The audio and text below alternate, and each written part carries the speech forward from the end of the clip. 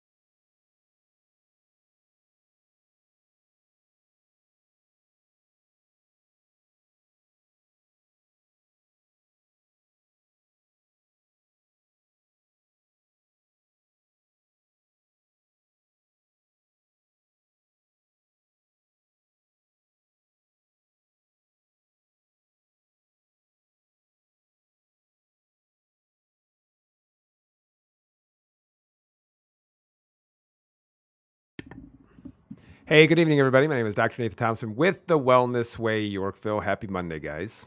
It's good to see all the people joining us live. If you're joining live right now, say hello. Let me know where you're watching from. The title of tonight is How to Raise Testosterone Without Spending a Penny. Yes, I said that, without spending a penny, without needing tons and tons of testosterone boosters that you're going to get from GNC that probably aren't going to work. So I'm going to be going over some of the biggest things that are going to play a role in helping a man with his testosterone that have everything to do with lifestyle. So this is a little bit of a precursor to our Man Up event. It's not everything, but I'm going to be going over a lot of the stuff that I'm going to be talking about on our next big event that's going to be coming up, besides the inflammation event, which is going to be Man Up, how to increase your testosterone without all the gimmicks. This is a lifestyle-based event.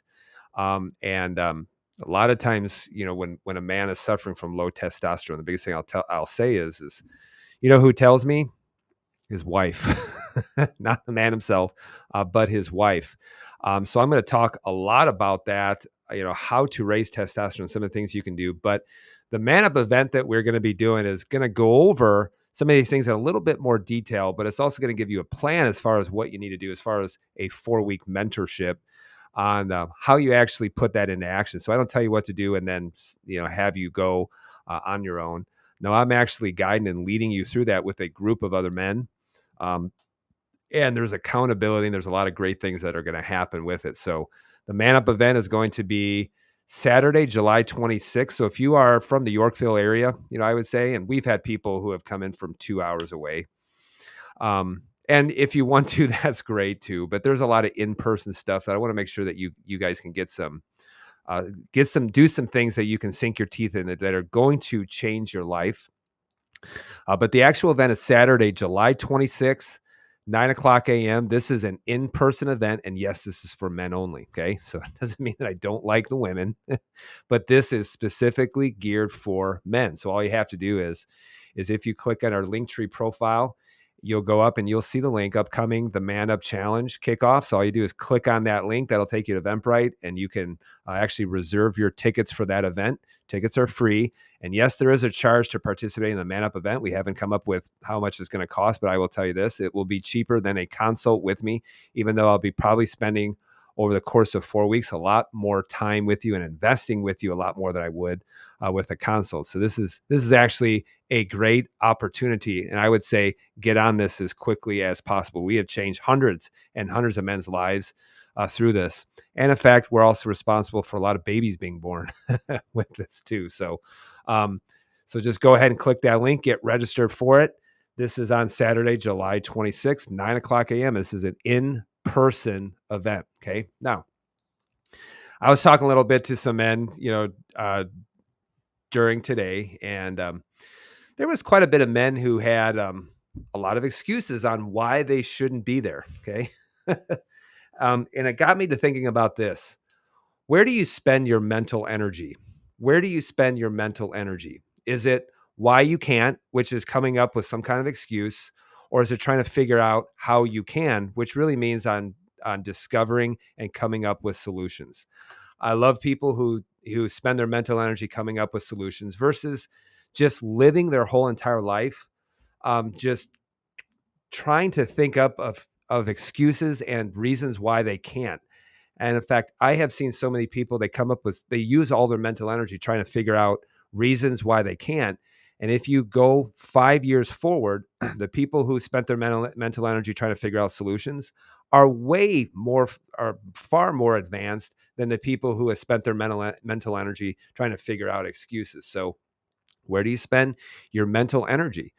And so this right here, I'm going to talk about some solutions that you can even start doing right now. However, I think it's really important to make sure that you're with a group of men, that you're in a safe environment, and that you're doing some pretty awesome lifestyle things, and that we're holding your foot to the fire, making you accountable for that. So, and if you are coming up with all these reasons why you can't, I used to do that too. And then, it just leads to this. If you really want to do something, you'll find a way. And if you don't, you'll find an excuse. Just think of that. If you really want to do something, you will figure out a way. And if you don't, then you'll figure out some kind of excuse. I used to do that all the time when it came to exercise. I'm like, oh, I have kids. Oh, I'm too busy. Oh, you don't understand. And then when I made the decision that this is what I'm going to do, it's amazing how much my time started to open up because I started to figure out solutions versus trying to figure out excuses. So very, very important. Men, I'm talking to you when when we talk about this. So this is why I want you to spend your energy in trying to figure out how you're going to make it happen and not use all your mental energy in figuring out some kind of excuse as far as why you can't move your health forward. So how to raise testosterone without spending a penny. And again, guys, if you're watching this right now, most of the people who are watching this are ladies. Grab your man or send this link, share this with them and say, hey, honey, I really want you to consider um, watching this video. And in fact, as a man, usually if my wife tells me to do something, one of the things she's really great at is trying to convince me that it's my idea. So if she can convince me that's my idea, I'm much more receptive to any kind of change or anything like that. So what are some of the things that I would do, or where would I start as far as looking at testosterone? Just remember this, guys.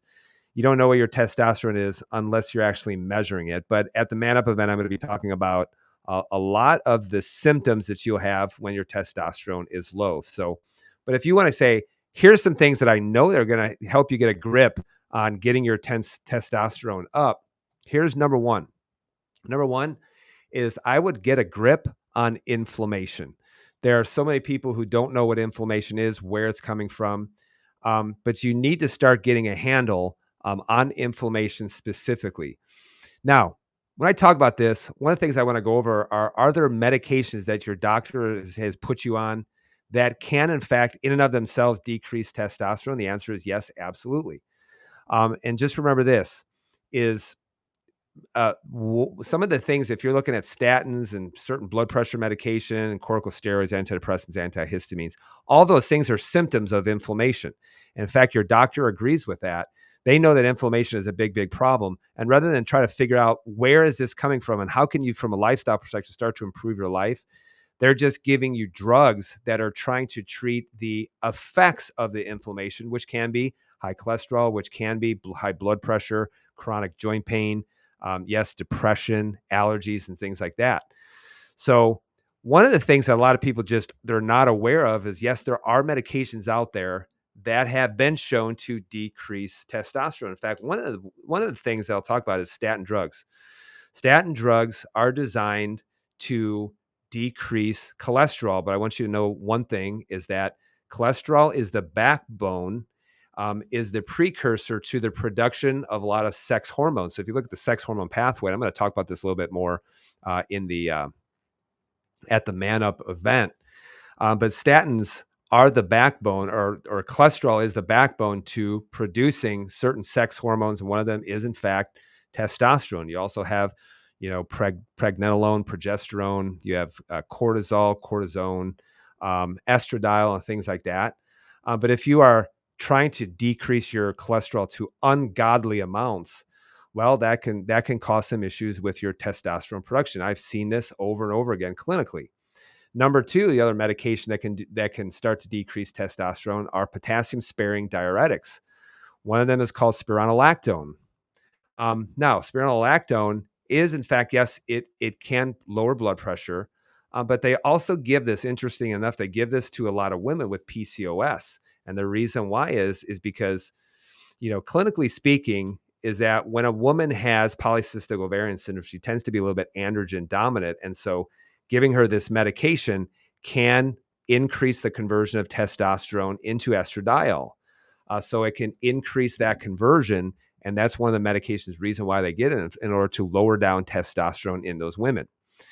The other thing too is I'm going to talk a little bit about this in the next slide is corticosteroids. So things that you're massively inflamed or you got some kind of rheumatoid type condition, and they give you things in order to lower down or to knock out the immune system response. Remember, the immune system's not messing up; it's exactly doing its job. But the problem is they don't know why the immune system is increasing, and so rather than try to figure out why the immune system is doing its job, they're just going to knock out the immune system. Antidepressants, otherwise known as SSRIs, yes, this can cause decrease in testosterone. In fact, one of the side effects, or effects, I should say, because they're not really side effects, is sexual dysfunction. Antihistamines are also known to decrease testosterone. All this is well researched. You can go look this up. But all of these different things, so you can imagine if I had high cholesterol, high blood pressure, I was depressed, and I also had really bad allergies, then it's no wonder your testosterone is not going to be very good. Okay. So these are some medications. Am I telling you to go off those medications? No, I never take people off of medications. This is a decision that you and your primary care physician, need to do. But I have seen people get off of a lot of different medications, and man, you see that testosterone start to recover, especially when you start improving your lifestyle. So these are some of the things you got to get a grip on inflammation first and foremost. Okay. So here's a lab test. This is not the whole entire lab test, but here's a man who came in. This was not super long ago, and he felt fatigued, felt very tired, um, lots of brain fog, just didn't feel very well, and his joints always felt really, really inflamed. So we ran some blood work on him, did a stool test, also looked at his food allergies. But what's interesting is if you look at what's known as high sensitivity C-reactive protein, and this guy he didn't have any kind of active infection or anything like that, but he was sitting at 12, which is incredibly high and incredibly damaging to the vascular system. So he was very, very inflamed and also had a lot of skin issues and psoriasis and things like that. And he was just running a lot of chronic inflammation. But here's what's interesting. If you look at his testosterone was sitting at 195. And in fact, that's even considered medically low. And in fact, you look at that being so low, there's going to be some very big symptoms of some sexual dysfunction, probably loses a lot of mental focus, probably doesn't sleep very well. And there's reasons why that's happening, but this is not that much higher than where a woman should be at the high end. So We're going to reevaluate this probably within the next 3 to 4 months. But everybody says, well, what supplements are you giving for his testosterone? And I tell him, absolutely zero. He's got to clean some things up with his lifestyle. We'll retest and then we'll refigure that out. But I guarantee if he starts working on that, you'll see his testosterone go up, because we're going to utilize some of the things in his life that I'm going to talk about here in just a second. But you can see from this, very, very inflamed. That's why you got to get a grip on inflammation. Now, just like I said about certain drugs that can lower down testosterone, here's something that comes from the Journal of Rheumatology. And this was about 30 years ago. Okay. So, but it's still true. I love when people say, well, that's old research. And I'm like, yeah, but it's still true. So the title of it is Decreased Testosterone Levels in Men with Rheumatoid Arthritis, Effect of Low Dose Prednisone Therapy. So prednisone, is it's a corticosteroid, and it's designed to lower down inflammation. Will it lower inflammation? Absolutely. But here's what they say about this. Male patients with rheumatoid arthritis taking low doses of prednisone have lower testosterone and gonadotropin levels. What they mean by gonadotropin is some of the stimulatory hormones that are released from the pituitary gland that have an effect on the testicles with their ability to produce testosterone. So, suggesting that prednisone may suppress the hypothalamic pituitary testicular axis. When they talk about that axis, they're talking about a communication pathway that basically goes hypothalamus to the pituitary gland that sends stimulatory hormones to the testicles that are there in order to cause an increase in testosterone or an increase in sperm production as well. They further go on to say, since testosterone affects immune function as well as bone and muscle metabolism, androgen deficiency in some men with rheumatoid arthritis may predispose these patients to more severe disease and to increased complications of steroid therapy, such as myopathy and osteoporosis. Now, I have seen people who have been long-term on these medications, and yes, it can cause osteoporosis, okay? And I also had a conversation with a woman who had suffered with Crohn's disease for a very, very long time. And basically, the doctors just dumped prednisone in her for a long period of time, and it suppressed her immune system. And in fact, that's why when you're suppressing the immune system for a long period of time, you're robbing Peter to pay Paul. So long-term immunosuppression can cause things with cancer development, things like that. And lo and behold, she started to develop breast cancer. And immediately when that happened, she took herself off of, some of these immunomodulators, because she knew it wasn't creating a very good day within her when it comes to the immune system and things like that. That's why I always say you got to get to the reason why the immune system is doing that, because it's not messing up. And I know a lot of medical doctors, man, they hate when I say that, but you know what?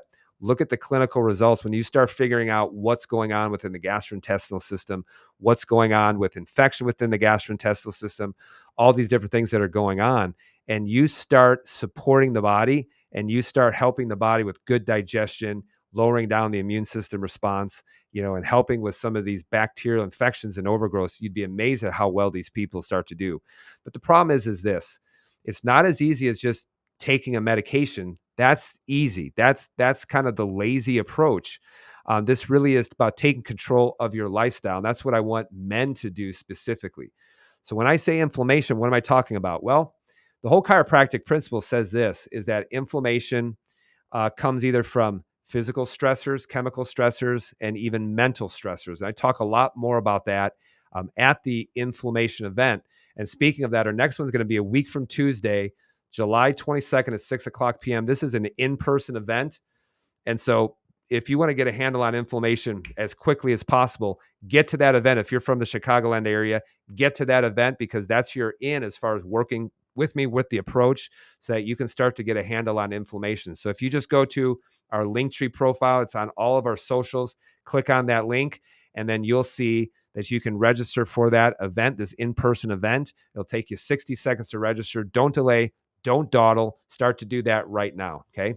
Now, speaking of inflammation too, a lot of times people say, well, I eat really clean. And I'm like, what do you mean by clean? Because everybody says that they eat a pretty good diet. And in fact, if I stood outside of Target and I said, how's your diet? Everyone would say, oh, it's pretty good. I mean, it's not perfect, but I don't eat like an a-hole. Everybody says that because we want to be in the exquisite middle. And what you would think would be clean eating can become a little bit of a mess.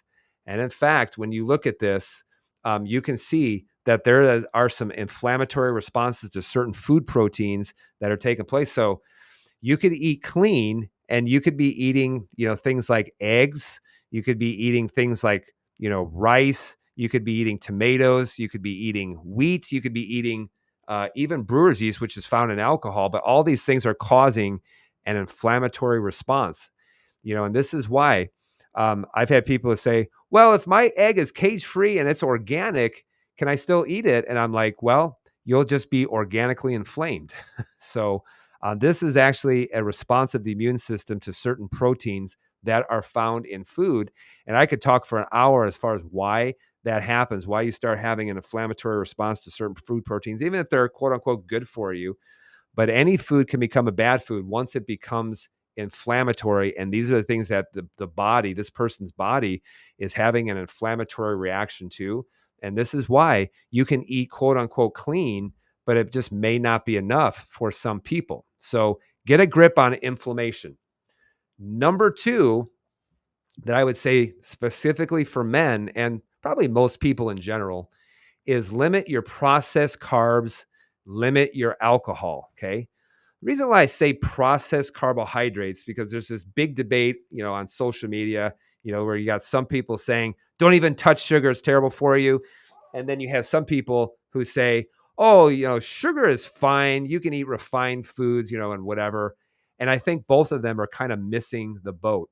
The reason why I say this is because of this, is because if you look at these foods right here, this is a processed grain. This is processed wheat. It's processed rice. And then if you look at all these things in here, then these are all condiments that are contain a large amount of sugar. Okay. So one of the reasons why I say you really should be limiting your processed carbs, you should be kind of limiting your carbs in general, is because when you have a food and it's, highly processed and you got two pieces of bread that's going to have, probably, you know, 200 and some odd calories in that with a lot of grams of carbohydrates in there, it makes it very easy for people to overeat and start to develop body fat, whether that's visceral fat, which is going to be around the organs, or subcutaneous fat, which is going to be underneath the skin. Um, and so, a lot of modern day food that are going to contain a lot of carbohydrates, it's just very easy to overconsume. It's very easy to eat more than what you think you even should be eating. And in fact, I always say this is take two pieces of bread and look at how many grams of carbohydrates, total calories are going to be in there. Try to eat the same, in broccoli. You're going to understand. If I stuck to that, there's no way I would be able to overeat my foods, which is why I think that tracking calories is way overstated, because you only really do need to track your calories when this is what is a staple in your diet. So limit processed carbs, limit alcohol. And in fact, if you're sticking to foods that have a glycemic index under 50, then you're going to be absolutely fantastic, which is why, I tell, people in general, if you are sticking to primarily meats and veggies, then you're going to be doing pretty good. As long as it's not inflammatory to the body, which it can be for some people. But just look up foods with a glycemic index under 50, and you're going to see a lot of great cruciferous veggies. You're going to think which do have complex carbohydrates in them, but they're also not going to allow you to be able to overeat those things. And in fact, take 4 Oreo cookies, see how many grams carbohydrates in it, and eat the same exact carbohydrate load in the form of broccoli, and you'll notice, man, I am eating a lot more of that food. So that's why you got to limit your processed carbohydrates and your alcohol too. Okay. So remember, with alcohol, I've never run into somebody on their deathbed and their regret is that they wish they would have drank a lot more. Okay. So get a grip on inflammation, start to limit your processed grains and carbohydrates. And then number 3, stop doing easy exercise. Stop doing easy exercise. Okay. This is why I will talk a lot more about this, yeah, at the Man Up event coming up a week from Saturday. But Dr. Nate, are you saying that you're against running? Nope. But what I am against is you keeping your exercise easy. And in fact, if you look at a man really should be, his exercise routine should be constantly varied. So he's not doing the same things over and over again. It should be functional movement, which is movement that's needed in everyday life. This is why I'm a huge fan of squatting, huge fan of pressing, huge fan of deadlifting and things like that. And it should also be done at a high intensity. So you should be doing something to influence your cardiovascular system, and it should be done at a high intensity. This is why I always am going to get behind anything that is CrossFit or CrossFit related that's doing something similar to CrossFit, because I think it's one of the most perfect ways specifically that a man should be exercising. I've done it for 15 years. So stop doing the easy exercise. But what's interesting is if a man says, "Oh, I need to lose weight," it seems like the first thing that they think they should be doing is just going out and jogging. Okay. Jogging. I don't know what it's called anymore.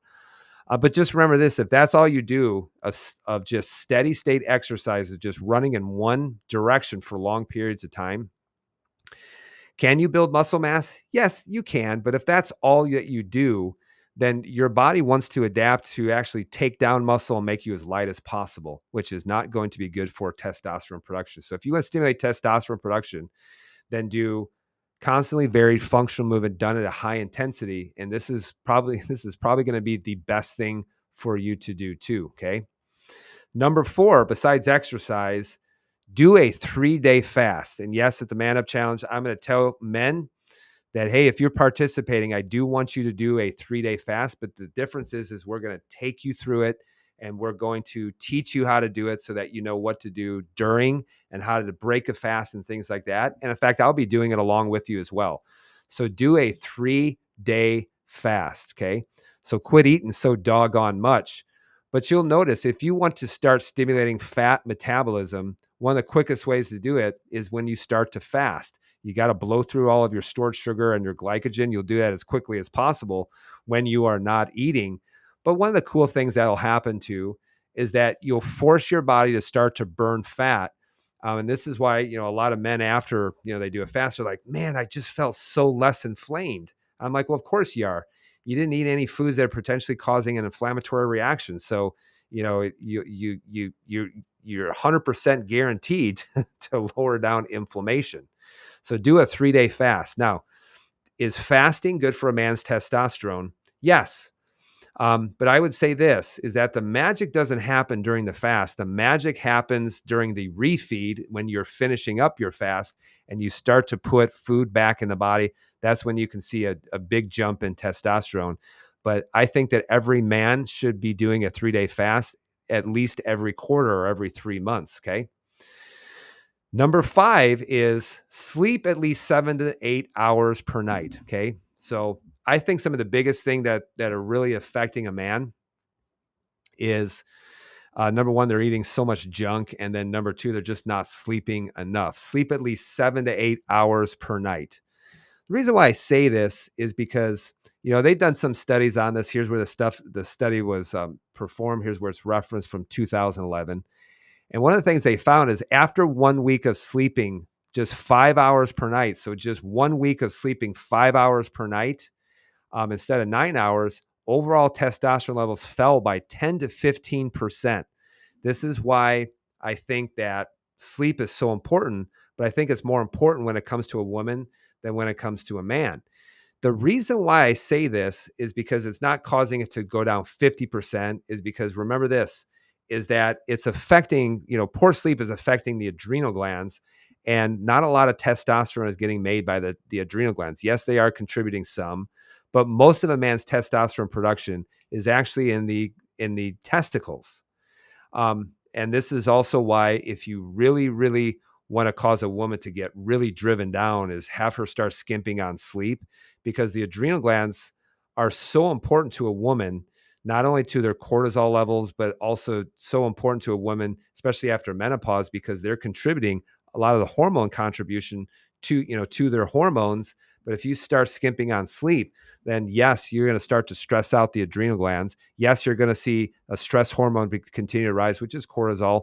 And yes, it typically will make you feel hungrier, which during that time, if you skimp on sleep, you'll tend to overeat as well, which will lead to fat deposition, which will also lead to a lot of conversion um, of testosterone into estradiol, specifically for men. So this is why sleep is so important, not only for good hormone health, but also for good repair and good recovery. That's why melatonin is not the sleep hormone, it's the repair hormone. You skimp on sleep, you're also skimping on repair. So I went through all those different things, and you may be saying, man, that sounds really hard. And you know what? I agree. It is hard. But here's the thing, when it comes to life, the older I get, the more I realize life is really hard. It's always going to be hard. But the thing is this, is that if you can control your lifestyle, if you can control the narrative, then yes, it may be hard now, but it's going to become easier later. That's why I say it's always going to be hard. But if you choose easy now, it's going to be much harder later. And what do you mean by it's going to be harder? Well, I want you just to think of loss of limbs, poor health, poor sleep, loss of energy, loss of focus. And yes, testosterone does contribute to even to a man's purpose. You have a man who's consistently low in testosterone. They're not going to have much motivation. They're not going to have much purpose behind them. And yes, they can get pretty depressed as well. And so if you choose doing the hard things now, then it becomes easier later, becomes a lot easier. And I always tell people life is going to be hard. So you might as well start choosing your hard versus waiting for it to get harder and not having any kind of say in the matter. This is why, guys, the Man Up event is so important. I can't stress this enough. So I want you to, if you're from at least the Yorkville area, get to the Man Up event, which is coming up a week from Saturday, to increase your testosterone without the gimmicks. And I'm going to go over with you specifically how we're going to make that happen and some of the things that you need to do.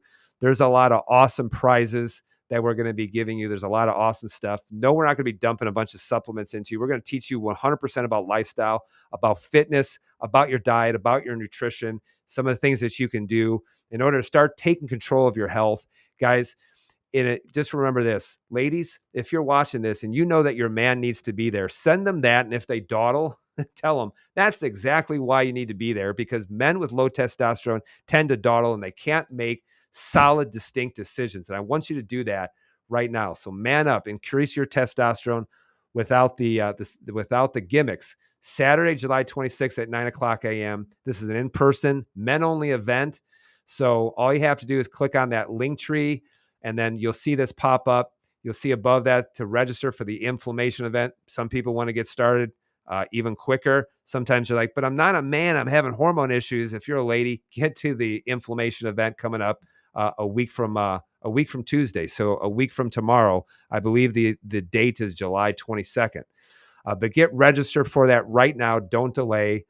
For that, we have a lot of awesome things and a lot of things planned for you at that event. So get registered for that right now. How to raise testosterone without spending a penny. I just went over the biggest things that are going to influence a man's life at the Man Up event. We're going to go over it in a lot more detail, but we'll also go over too how to make that happen and give you a plan on what you need to do in order to start changing things over the first 4 weeks so that it can make a dramatic improvement, start moving your health, moving your life forward, and help you with your hormone health as well.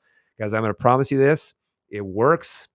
You just have to be brave enough to click that button, get to that event, and start working on your life and your health and make a decision to start moving forward. So, guys, I hope you enjoyed this broadcast. Next week, I'll probably be going live. Might be just a question and answer, only because I'm going to be speaking a lot next week. And I may need to be doing some things to conserve my energy just a little bit so that I can give 100% at the inflammation event, 100% at the Man Up event that's coming up. So guys, please share this video with someone that you know, someone you love. And you may be new to the channel. And if you do, make sure you follow our page. Make sure you like our page. Stay up to date on all the things that we have coming out. This one is going to be really, really good. I want you to be at that event if you're a man. I can't wait to see you guys there. So guys, I hope you have a great rest of your week. Be well, be blessed. Remember who you are. We'll see you guys very soon. And I appreciate you guys watching, following. Make sure that you share this video. So guys, be well. And I hope you have a